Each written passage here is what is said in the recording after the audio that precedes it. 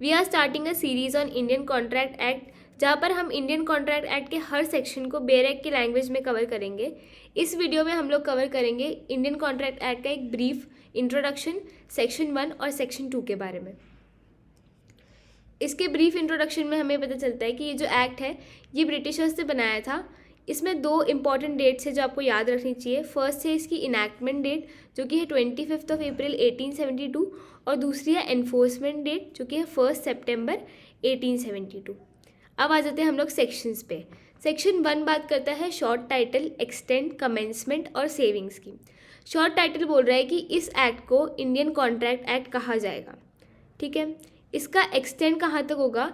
So this act will extend to the whole of India except the state of Jammu and Kashmir. Except word अब हट चुका है after the Jammu and Kashmir reorganisation act of 2019 and it shall come into force on 1st day of September। ये इसकी enforcement date है।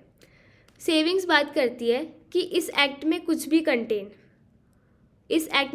कुछ भी किसी दूसरे स्टैट्यूट, एक्ट, रेगुलेशन, किसी यूसेज और कस्टम ऑफ ट्रेड या किसी भी इंसिडेंट ऑफ द कॉन्ट्रैक्ट को के प्रोविजन से इनकंसिस्टेंट नहीं होगा इसमें कंटेन कुछ भी, ठीक है। ये था हमारा सेक्शन 1। अब हम आ जाते हैं सेक्शन 2 पे। सेक्शन 2 बहुत ही इंपॉर्टेंट सेक्शन है। ये इंटरप्रिटेशन क्लॉज है। इसमें हमें डेफिनेशंस पढ़ने को मिलेगी। सबसे फर्स्ट डेफिनेशन है जो कि 2A में है, वो है प्रपोजल की। इसको हम एग्जाम्पल के थ्रू समझते हैं। फॉर एग्जाम्पल हमारे पास A है और B है।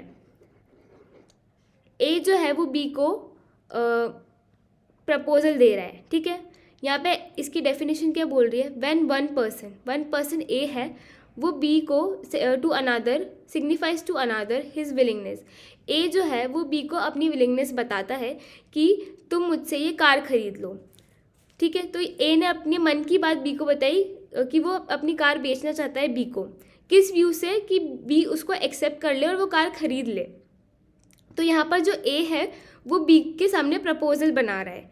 When one person signifies to another his willingness to do or to abstain from doing anything with a view of obtaining an assent. वो क्या लेना चाह रहा था B से उसकी assent to such act or abstinence he is said to make a proposal.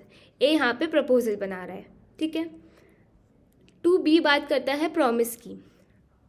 Promise क्या होता है? When the person to whom the proposal is made. B को प्रपोजल बनाया गया था। अब मान लो B ने प्रपोजल को एक्सेप्ट कर लिया कि मैं कार खरीद लेता हूँ, ठीक है। तो उसने अपनी असेंट दे दी A के प्रपोजल पे। तो वो जो प्रपोजल था वो एक्सेप्ट हो गया, और जब प्रपोजल एक्सेप्ट हो जाता है तो वो प्रॉमिस बन जाता है। Proposal when accepted becomes promise. ये था हमारा प्रॉमिस। 2C बात करता है प्रॉमिसर एंड प्रॉमिसी की। A ने दिया था प्रपोजल B को, तो A हो जाएगा आपका प्रॉमिसर, और जो B हो जाएगा, B ने प्रपोजल को एक्सेप्ट किया था, तो B हो जाएगा प्रॉमिसी।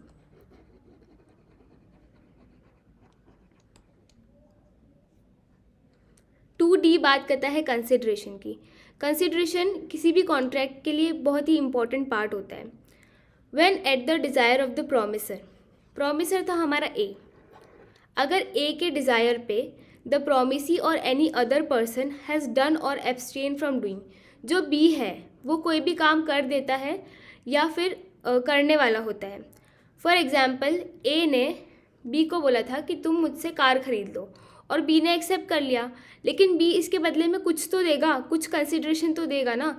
तो B को पैसे देने पड़ेंगे A को। तो A क्या होगा?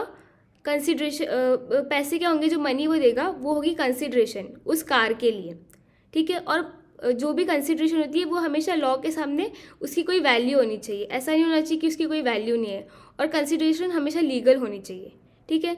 इसकी एक डेफिनेशन हम देख लेते हैं। When at the desire of the promiser के डिज़ायर पे, मतलब A के डिज़ायर पर जो प्रॉमिसी है B या कोई अदर पर्सन कोई काम कर देता है और डज और abstain from doing, promises to do और एब्सटेन फ्रॉम डूइंग समथिंग, वो जो एक्ट होगा या वो जो एब्सटिनेंस होगा या वो प्रॉमिस होगा उसे हम कंसिडरेशन बोलेंगे, ठीक है। ये था हमारा कंसिडरेशन। अब जो 2E है वो बात करता है अग्रीमेंट की। Every promise and every set of promises forming the consideration for each other is an agreement. हर एक प्रॉमिस जब कंसिडरेशन फॉर्म कर लेता है, ठीक है, तो ये बहुत सिंपल है, promises plus consideration is equals to agreement. अब हम बात करते हैं रेसिप्रोकल प्रॉमिस की। Promises which forms the consideration or a part of consideration for each other are called reciprocal promises। यहाँ पे A है और B है। मान लो A ने B को प्रॉमिस करा कि मैं तुम्हारे लिए कोई काम करूँगा, उसके बदले B ने भी A से प्रॉमिस किया कि मैं भी तुम्हारे लिए इसके बदले काम करूँगा। तो जब दोनों एक दूसरे के लिए कुछ काम कर रहे हैं तो ये दोनों के लिए एक दूसरे के लिए रेसिप्रोकल प्रॉमिस हो जाएगा, ठीक है। ये था 2F which is reciprocal promise. अब हम देख लेते हैं 2G void contract. Void contracts क्या होते हैं? जो अग्रीमेंट लॉ द्वारा एनफोर्स नहीं किए जा सकते वो जो कॉन्ट्रैक्ट्स होते हैं वो वॉइड हो जाते हैं। फॉर एग्जाम्पल, अगर दो लोगों के बीच में कॉन्ट्रैक्ट हुआ है ड्रग डीलिंग का, कि तुम मुझे, ए ने बोला है बी को कि तुम मुझे ड्रग्स दे दो, और जो बी है वो उसके बदले कुछ भी दे देगा, तो जो ड्रग्स है वो लॉ की नज़र में एक लीगल चीज़ नहीं है, तो ये जो होगा ये लीगली एनफोर्स नहीं किया जा सकता ये वाला कॉन्ट्रैक्ट, ठीक है, इसलिए ये वॉइड हो जाएगा।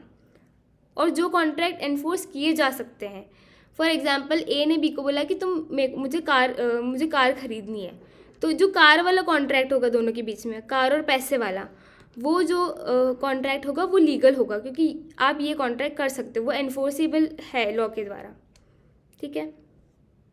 उसके बाद हम देख लेते हैं वॉइडेबल कॉन्ट्रैक्ट। वॉइडेबल कॉन्ट्रैक्ट में an agreement which is enforceable by law at the option of one or more of the parties but not at the option of the other or others is a voidable contract. For example, A है और B है, इन दोनों के बीच में contract हुआ, ठीक है। अब जो ए है, ये जो कॉन्ट्रैक्ट है, इसमें सिर्फ ए के पास ऑप्शन है कि वो इस कॉन्ट्रैक्ट को वॉइड कर सकता है, लेकिन बी के पास ऑप्शन नहीं है, तो ये इस टाइप का जो कॉन्ट्रैक्ट होगा वो वॉइडेबल कॉन्ट्रैक्ट्स हो जाएंगे, ठीक है। 2J बात करता है a contract which ceases to be enforceable by law becomes void when it ceases to be enforceable.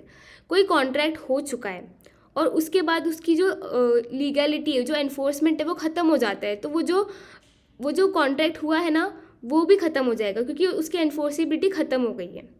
तो ये था हमारा section 1 and 2 of the Indian contract act. Next video में हम बात करेंगे आगे के सेक्शन की, section 3, 4 and 5। I hope you like this video. Please kindly subscribe to our channel. Thank you so much for watching this video. Thank you.